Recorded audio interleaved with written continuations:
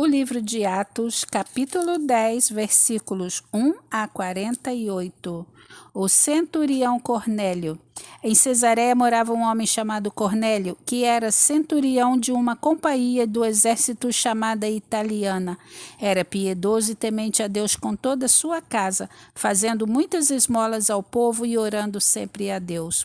Um dia, por volta das 3 horas da tarde, durante uma visão, esse homem viu claramente um anjo de Deus que se aproximou dele e lhe disse: Cornélio? Este, fixando nele os olhos e possuído de temor, perguntou: O que é, Senhor?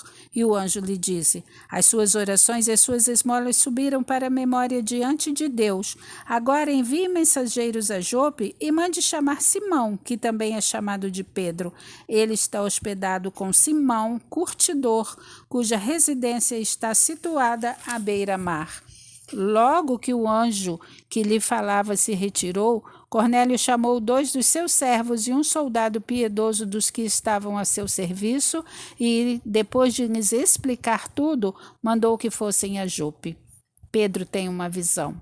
No dia seguinte, enquanto eles viajavam e já estavam perto da cidade de Jope, Pedro subiu ao terraço por volta do meio-dia a fim de orar.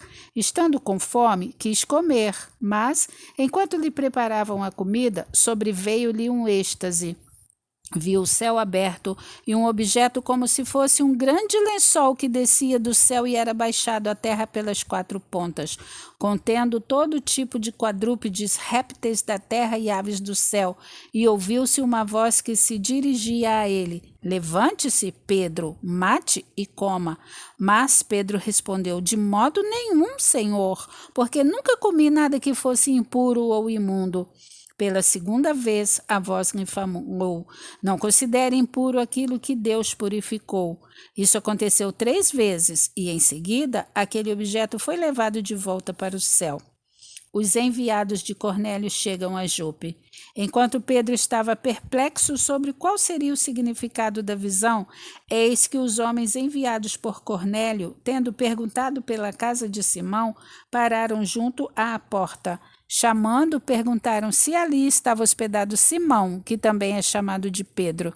Enquanto Pedro meditava a respeito da visão, o Espírito lhe disse: Estão aí 3 homens à sua procura. Portanto, levante-se, desça e vá com eles, sem hesitar, porque eu os enviei. Então Pedro desceu e disse àqueles homens: Eu sou a pessoa que vocês estão procurando. O que os traz até aqui? Então disseram: O centurião Cornélio, homem reto e temente a Deus, e tendo bom testemunho de toda a nação judaica, foi instruído por um santo anjo a mandar chamar você para a casa dele e ouvir o que você tem a dizer. Pedro, então, convidando-os a entrar, hospedou-os. No dia seguinte, Pedro se aprontou e foi com eles. Também alguns irmãos dos que moravam em Jope foram com ele. No dia seguinte, Pedro chegou a Cesareia. Cornélio estava esperando por eles, tendo reunido seus parentes e amigos mais íntimos. Quando Pedro estava por entrar, Cornélio foi ao seu encontro e, prostrando-se aos pés dele, o adorou. Mas Pedro o levantou, dizendo: Levante-se, porque eu também sou apenas um homem. Falando com ele, Pedro entrou, encontrando muitos reunidos ali, a quem se dirigiu, dizendo: Vocês bem sabem que um judeu está proibido de se juntar a um gentio ou de entrar na casa dele. Mas Deus me mostrou que não devo considerar ninguém impuro ou imundo. Por isso, uma vez chamado, vim sem vacilar. E agora pergunto: por que motivo vocês mandaram me chamar? Cornélio respondeu: Faz hoje 4 dias que, mais ou menos por esta hora, às 3 da tarde, eu estava orando em minha casa. De repente, se apresentou diante de mim um homem vestido com roupas resplandecentes que disse: Cornélio, a sua oração foi ouvida e as suas esmolas foram lembradas na presença de Deus. Envie, pois, alguém a Jope e mande chamar Simão, que também é chamado de Pedro. Ele está hospedado na casa de Simão, curtidor, à beira-mar. Portanto, sem demora, mandei chamá-lo, e você fez muito bem em vir. Agora estamos todos aqui, na presença de Deus, prontos para ouvir tudo o que o Senhor ordenou a você. Pedro prega na casa de Cornélio. Então Pedro começou a falar. Ele disse: reconheço por verdade que Deus não trata as pessoas com parcialidade. Pelo contrário, em qualquer nação, aquele que o teme e faz o que é justo lhe é aceitável.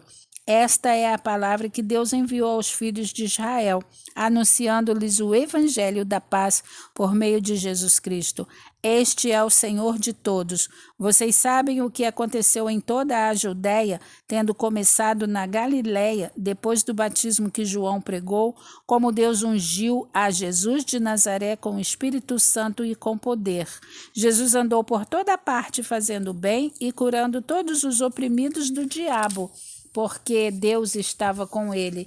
E nós somos testemunhas de tudo o que fez na terra dos judeus e em Jerusalém.